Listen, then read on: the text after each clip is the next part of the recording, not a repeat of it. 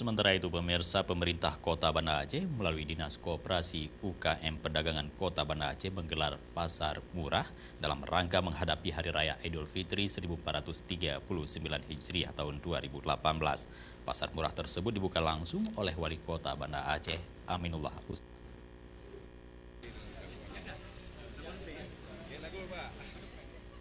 Untuk mengendalikan gejolak harga bahan pokok di Kota Banda Aceh menjelang Hari Raya Idul Fitri, Dinas Koperasi UKM dan Perdagangan Kota Banda Aceh mengadakan pasar murah bagi warga Kota Banda Aceh.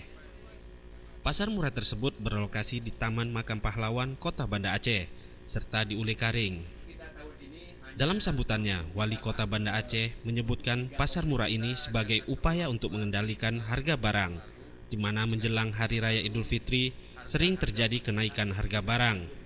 Dan Wali Kota juga mengajak sejumlah lembaga yang ada di Kota Banda Aceh agar menggelar pasar murah, seperti yang dilakukan Bulog, Taspen, dan BI.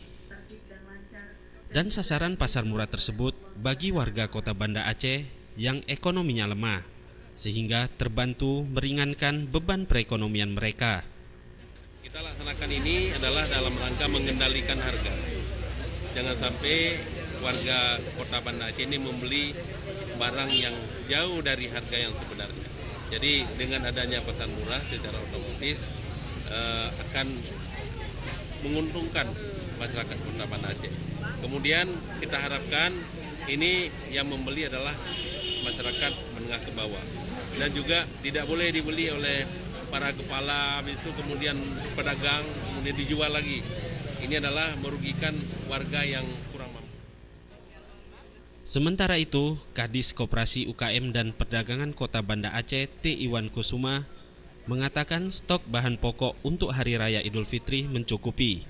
Bahan pokok yang disediakan di pasar murah diantaranya gula pasir, minyak goreng, tepung terigu, serta telur.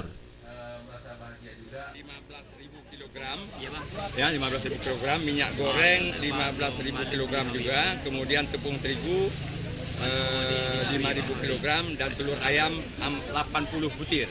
Jadi subsidinya yang kita berikan untuk di luar telur ayam masing-masing 1.500 per kilogram kita subsidi. Kemudian untuk telur ayam per butir. Tim Liputan Aceh TV.